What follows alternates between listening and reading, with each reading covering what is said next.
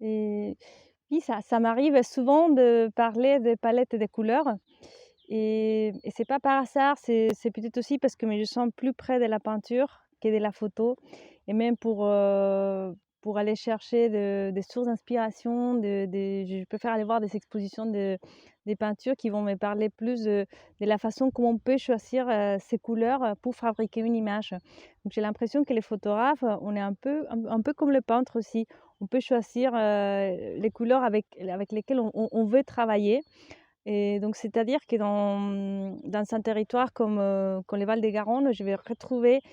certaines couleurs qui vont se répéter, qui je vais retrouver un peu, après ailleurs. C'est-à-dire, par exemple, je pense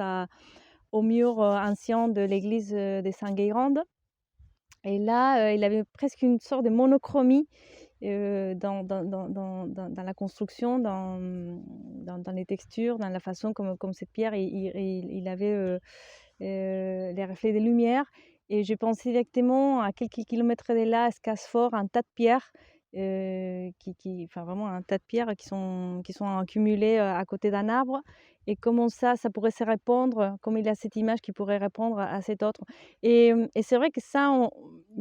ça on peut le retrouver vraiment dans un territoire, précis. C'est-à-dire, pour chaque série, j'imagine qu'il va avoir une autre, palette de couleurs. Ça va travailler différemment les couleurs.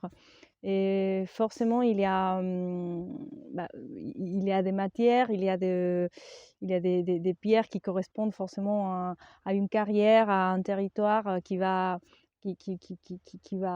pas varier énormément. Donc ça veut dire ça ça rentre toujours dans les mêmes périmètres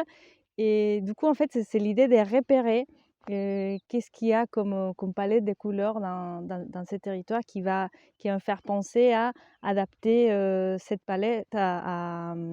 au projet. Enfin, qu'il ait une cohérence, et des colorimétries d'une image, à l'autre et ça va faire qu'il a un dialogue forcément, entre les images.